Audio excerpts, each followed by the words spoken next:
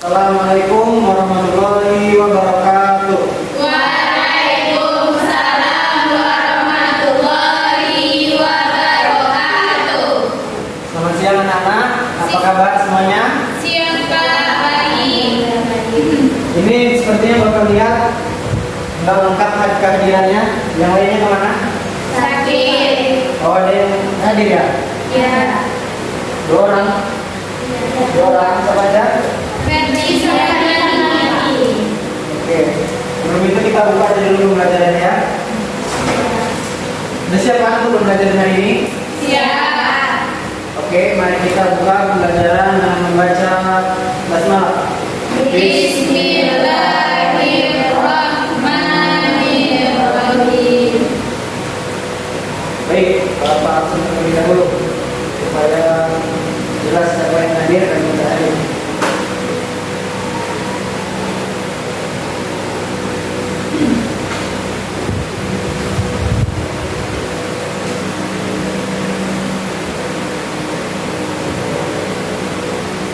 Dia Ananda Safitri, Hadir Pak.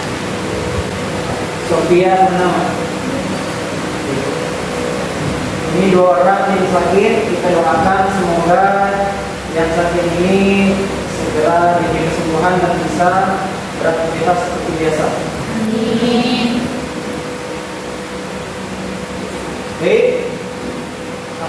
apakah anak-anak sudah mengetahui pembelajaran hari ini tentang apa? Oke, pembelajaran hari ini kita tentang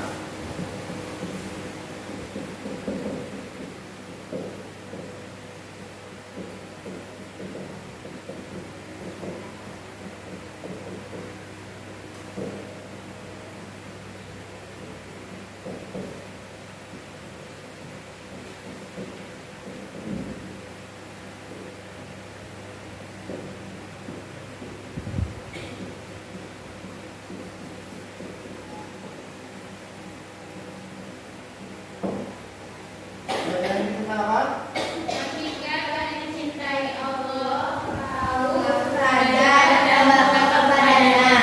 ya, kali ini kita mempelajari tentang mencintai Allah, khauf, roja, dan tawakal. Sebelumnya kita sudah mempelajari tentang mencintai Allah. Kemudian, apakah kita sudah pernah mendengar kata-kata khauf, roja, dan tawakal? Belum pernah, sedikit pun belum ada yang tahu. Belum. Jadi Bapak singgung sedikit.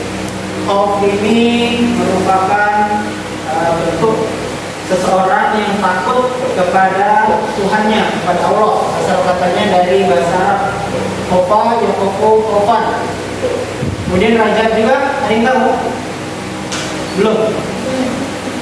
Oh, belum ada yang tahu ya. Jadi roja ini singkatnya itu berharap ataupun mengharap kepada Allah, dan tawakal merupakan bentuk menyerahkan diri sepenuhnya kepada Allah Subhanahu wa taala. Jadi pada pembelajaran kali ini kita dituntut untuk memahami pembelajaran tentang mencintai Allah, khauf dan roja ini. Yang mana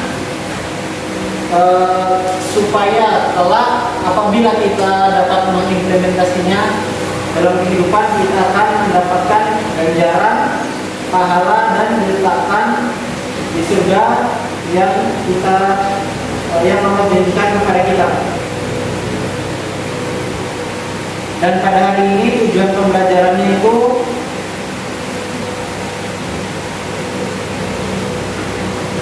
adalah meyakini bahwa iman terdapat banyak cabangnya, yang sebelumnya kita pernah bahas juga tentang apa itu? Syu'ubul iman. Ada berapa kemarin yang pernah kita pelajari cabang-cabang iman? 77. Cabang yang intinya yang besarnya ada apa aja?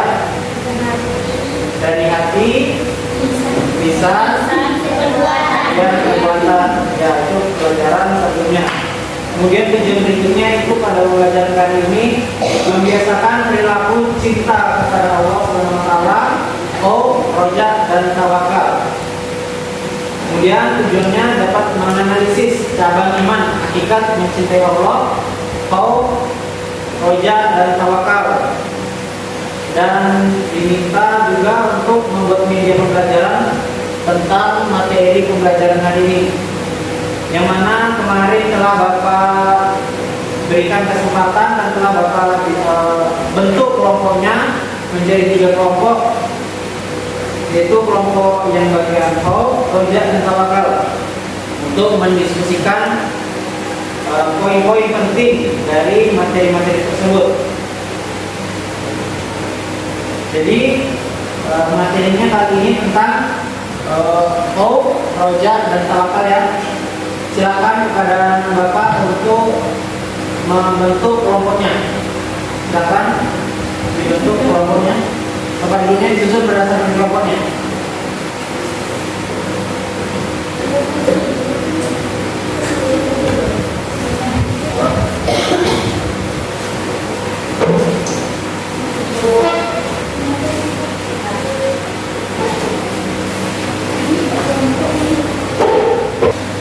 Baik, sudah diberikan waktu untuk mempersiapkan, mendiskusikan materi pada hari ini.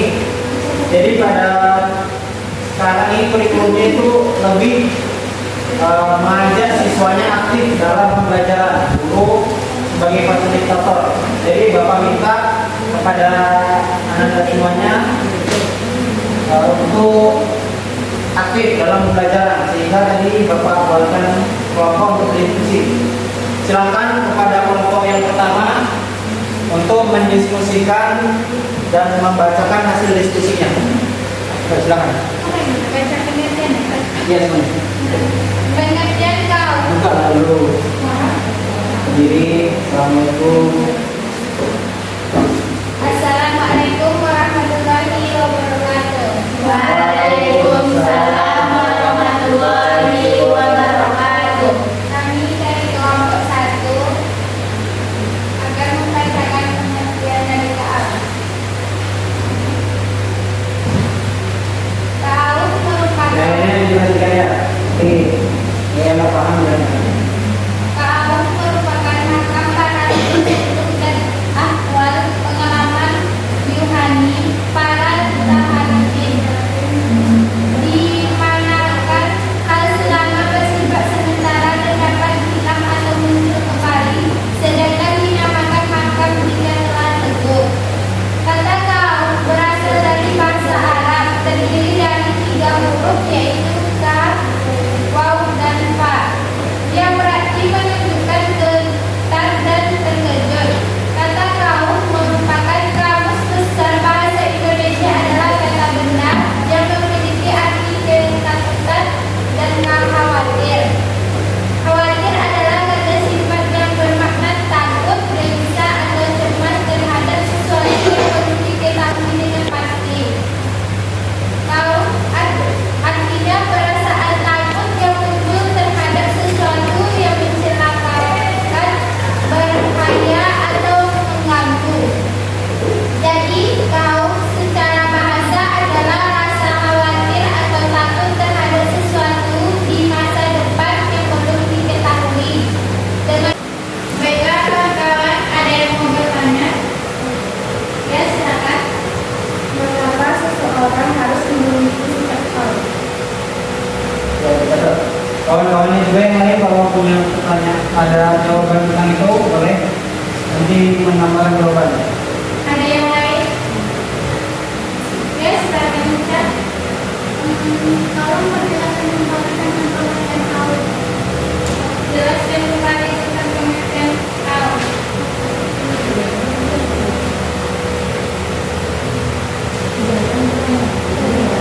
Tadi pertanyaan Sofia apa tadi? Mengapa seseorang harus mempunyai sifat kaum?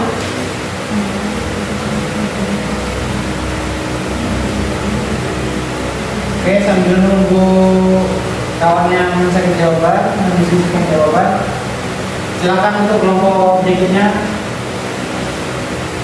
Kelompok Raja siapa? Mana? Nih, silakan kelompok Raja untuk menjelaskan.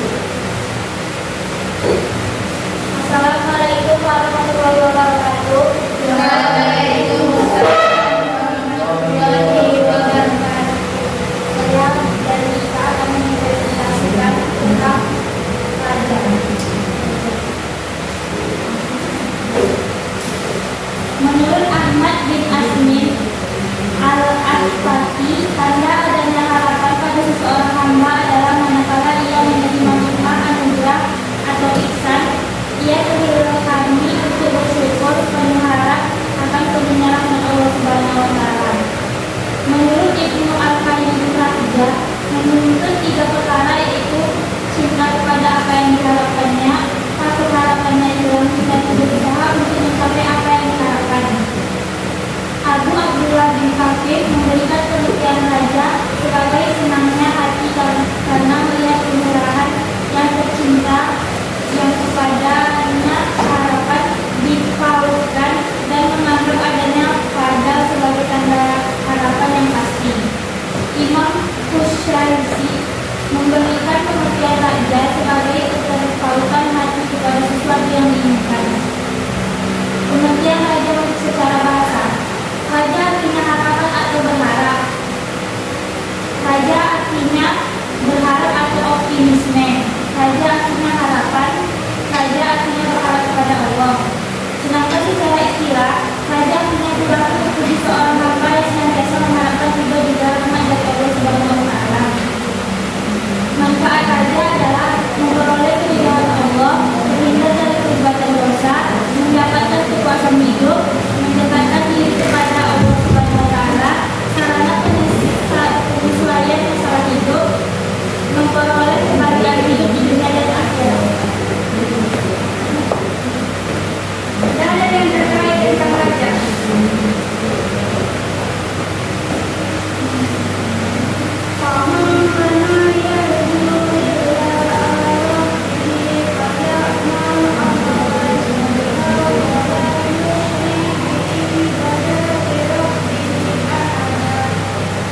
Untuk itu, barang siapa yang mengharap keberkahan dan harapnya, maka hendaklah ia mengerjakan amal soleh dan janganlah mempertukarkan dengan apapun dalam beribadah kepada Rabb-nya. Surah Al-Kahfi ayat 110. Ya bani sabuka tahas takuni wa akhiri wa nari askumir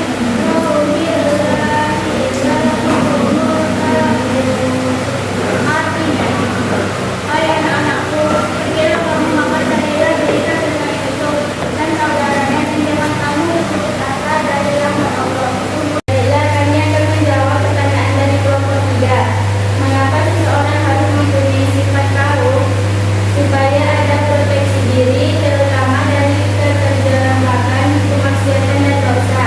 Contoh, nafsu tidak ada kata berhenti dalam merumuskan kita. Oleh karena itu, kita harus membuat nafsu menjadi takut. Gimana? Nanya? Silakan direspon.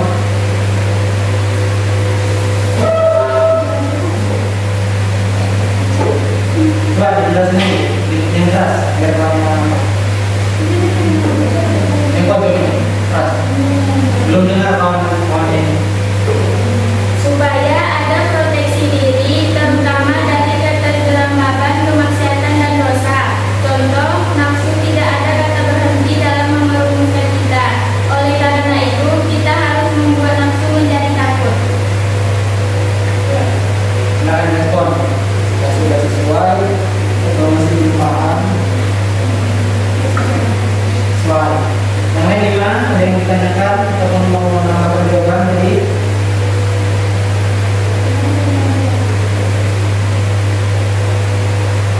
Nanti Bapak lengkapi lagi di sisi terakhir. Sudah? Ya, lanjut silakan jawaban pertanyaan ini. Baik, kami akan menjawabkan pertanyaan dari kelompok 2. Pengertian kaum. Kaum merupakan makam para pesuluk dan ahwal pengamal rohani para tarbiyin. Dinamakan hal selama bersifat sementara dan dapat hilang atau muncul kembali, sedangkan dinamakan makam juga telah teguh. Gimana? Kelompok 3. Dua. Sudah kan? Sudah? Sudah. Sudah gimana? Yang lainnya yang respon? Kita lanjut dulu ke jawaban. Kalau nggak ada kita lanjut ke jawaban soal berikutnya. Kalau ada silakan ditutup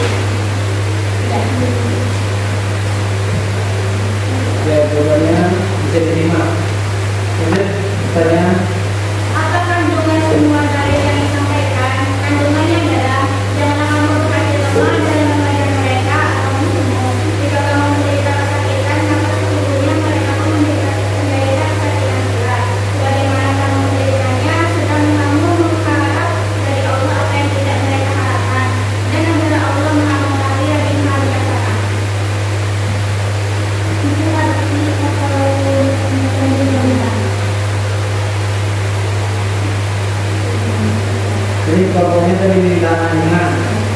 Dan kita tadi mengenal kandungan dari dalil yang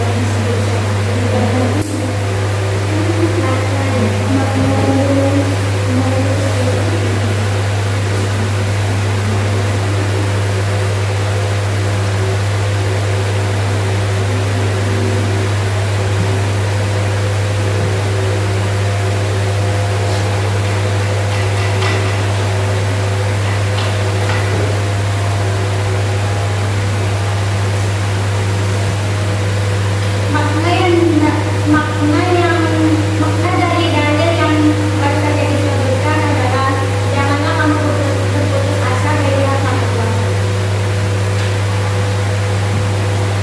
Nanti Bapak sampaikan. Kalau dari kelompok nanti Bapak baru jawab. Ada lagi yang bertanya? Pokoknya berarti masih dari kelompok ini masih apa ya, belum dapat memahami. Ya, terima kasih anak-anak yang tadi telah mendiskusikan dan membacakan hasil diskusinya. Tanya jawab juga telah dijawab pertanyaan-pertanyaan. Mungkin ada yang masih belum sesuai dan ada yang kurang tepat. Jadi kita ulas lagi, Bapak akan menjelaskan.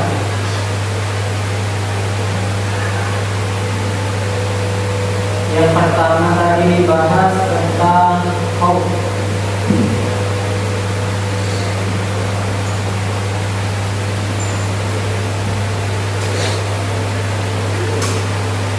Apa tadi itu khauf? Apa? Kalau merupakan makam para surga dan akhirat. Apa itu? Jadi ini ya, khauf secara etimologis ataupun secara bahasa itu khawatir. Jadi simpelnya khauf itu maknanya khawatir ataupun takut, tidak merasa aman. Misalkan saya ataupun anak-anak pergi ke suatu tempat yang berbahaya, misalkan ada harimau, bagaimana sikap kita? Takut kan? Nah, itu takut bentuk salah satu bentuk khauf, tetapi takut tadi karena keadaan, karena ada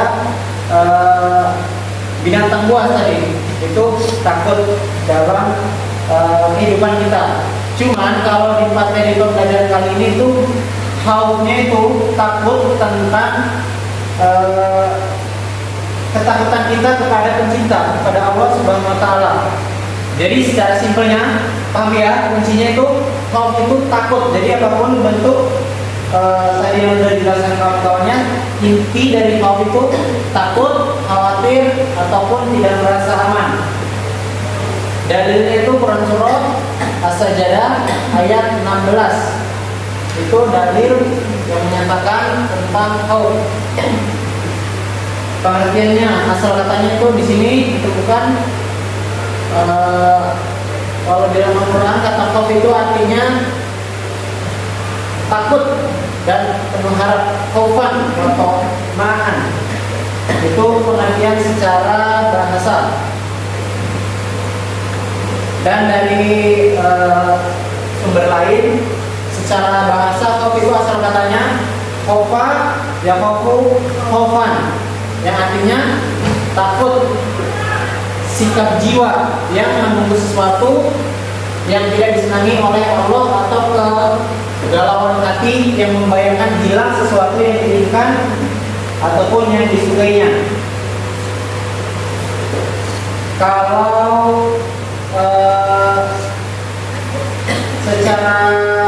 Kalau menurut Imam Al-Ghazali, takut itu bentuknya bisa berupa ketakutan kepada Allah, takut mendapatkan dosa, takut akan siksa neraka, takut azab Allah, takut tidak dimasukkan ke dalam surga, dan takut akan masuk neraka. Jadi segala bentuk ketakutan kita terhadap Allah, segala bentuk konsekuensi apabila kita melanggar. Kalau misalkan kita nih melanggar, kita mengikuti hawa nafsu, kemudian kita mendapatkan dosa. Orang yang berdosa, apabila dosanya nanti lebih banyak daripada pahalanya, akan dimasukkan ke neraka. Ketakutan kita itu untuk dimasukkan ke neraka merupakan salah satu bentuk takut kepada Allah. Itu pengertian ataupun simpelnya. Intinya kalau takut itu, khauf itu artinya takut ataupun khawatir. Sampai sini paham? Paham. Ada yang ditanyakan? Kalau yang dijelaskan kawannya tadi mungkin agak kurang dapat dipahami. Jadi simpelnya khauf itu artinya takut. Nah, ini dalilnya Quran surah Az-Zumar ayat 16. Bismillahirrahmanirrahim. Bismillahirrahmanirrahim. Dzalika yukhawwifullahu bihi ibadahu wa ibadi fattaqun. Demikian Allah membuat takut hamba-hambanya dengan azab itu. Maka bertakwalah kepadaku, hai hamba-hambaku. Jadi itu ya, simpelnya tadi yang ditanyakan sama kawannya dan Bapak jawab lebih jelas lagi. Jadi intinya kau itu bentuk takut kepada Allah Subhanahu wa Ta'ala. Kemudian tadi ada yang bertanya apa efek ataupun apa manfaat dari orang memiliki sifat kau ataupun takut. Jadi ada banyak ya, tapi intinya jika kita memiliki sikap kau itu nantinya akan membuat kita bertakwa. Seperti yang tadi dalilnya itu, kalau orang-orang yang takut itu menjadi takwa, lebih berhati-hati dalam kehidupannya. Contohnya, Rasya misalnya memiliki sifat takut. Kalau dia memiliki sifat takut, berarti dalam kehidupannya nanti dia lebih berhati-hati. Kira-kira yang saya kerjakan ini nanti berdosa atau berpahala ya? Kalau misalnya berdosa, Allah marah. Nanti kalau Allah marah, aku mendapat azab, akan dimasukkan neraka. Nah, jadilah aku kalau misalnya ini berdosa, aku cari amalan yang baik aja. Jadinya dia mengaji, sholat sunnah untuk mendapatkan pahala dan menghindari perbuatan-perbuatan yang dilarang, yang tidak disukai oleh Allah. Jadi itu ya inti dari manfaat dari memiliki sifat khauf ataupun takut. Kemudian berikutnya itu materi roja. Roja itu simpelnya adalah berharap, mengharap sesuatu ataupun tidak putus asa. Dalilnya tentang roja ini Quran surah Al-Ankabut ayat 5.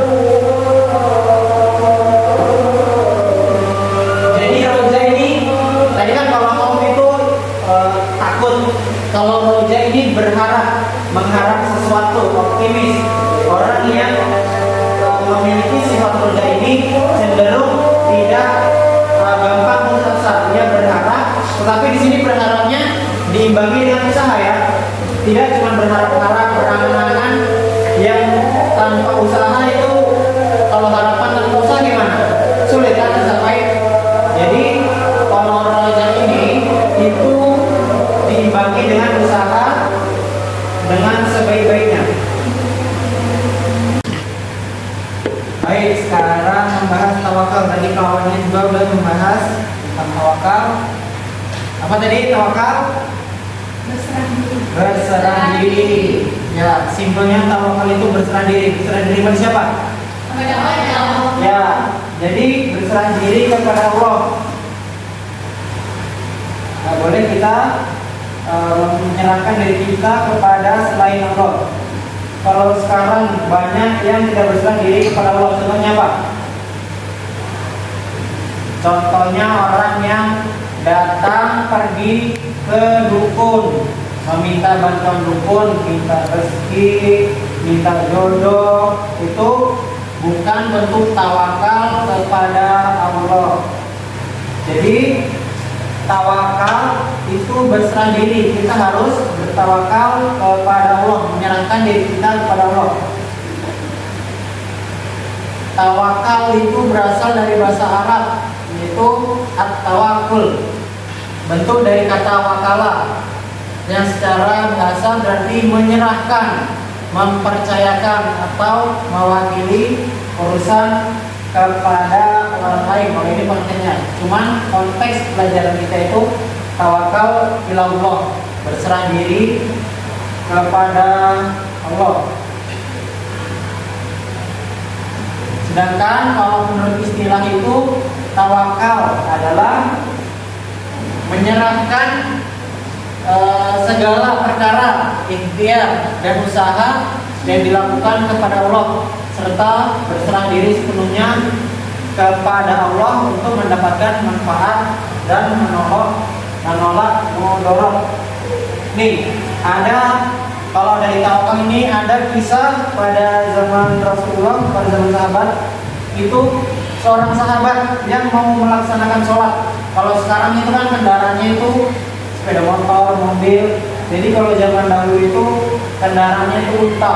Ada orang yang naik unta dan mau sholat.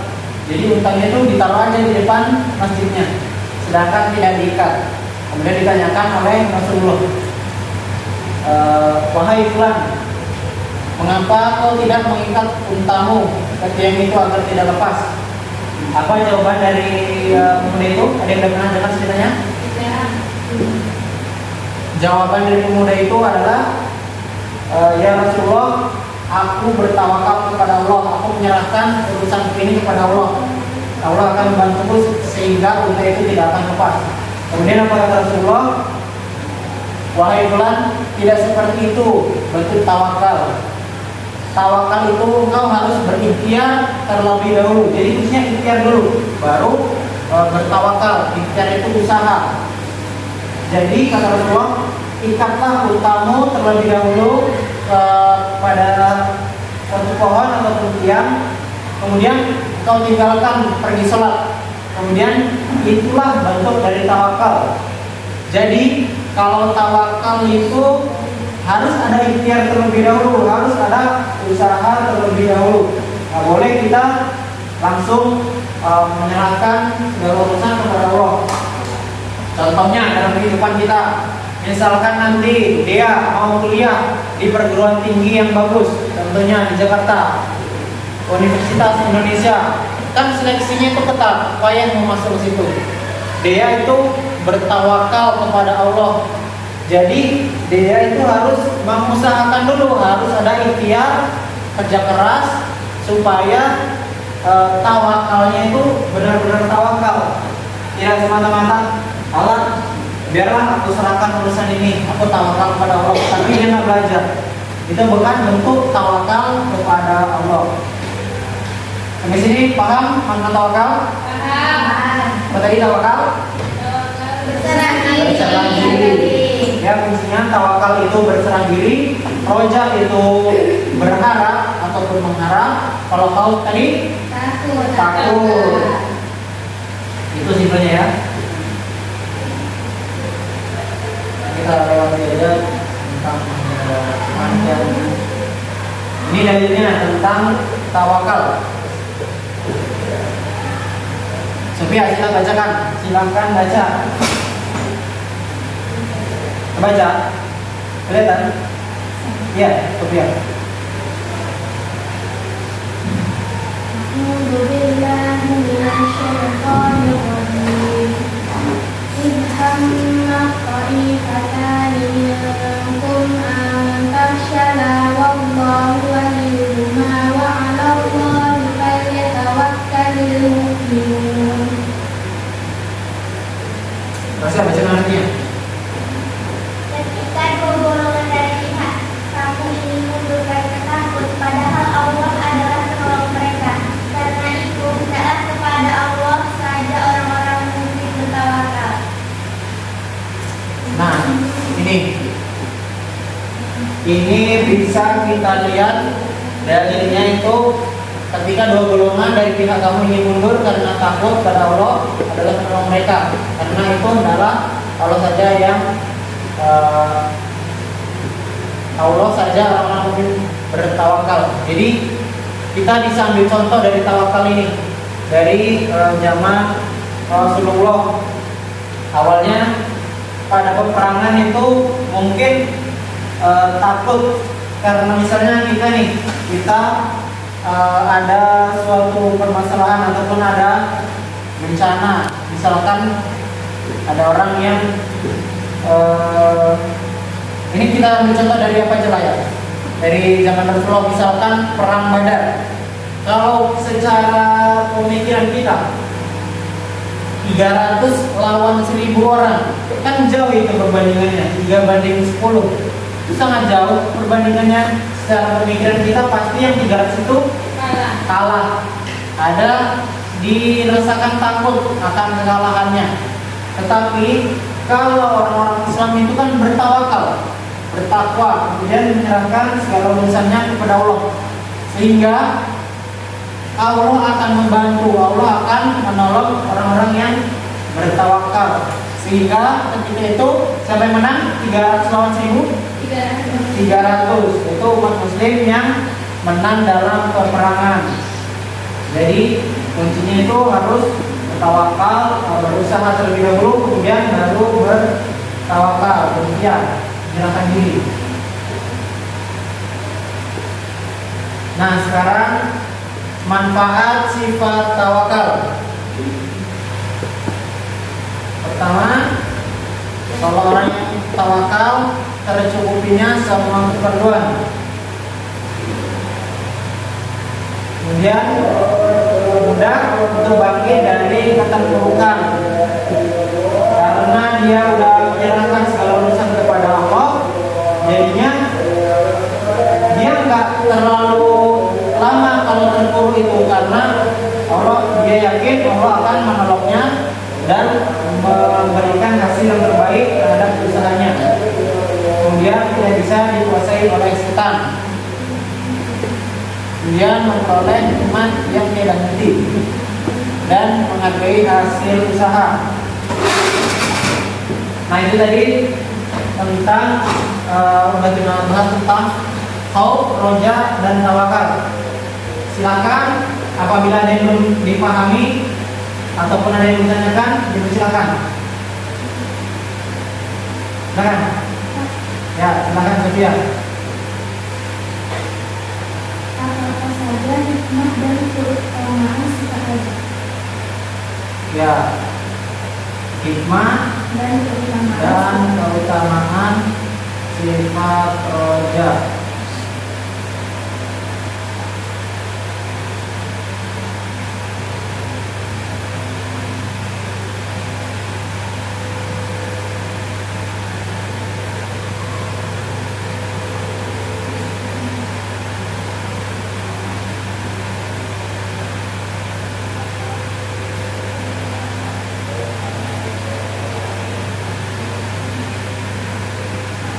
Tadi udah bisa bahas raja itu apa?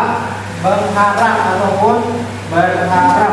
Jadi keutamaannya itu, kalau keutamaan ataupun itu kan intinya itu terkait manfaat ataupun segala sesuatu yang didapatkan dari perilaku tersebut. Jadi di sini Bapak udah membuat intinya.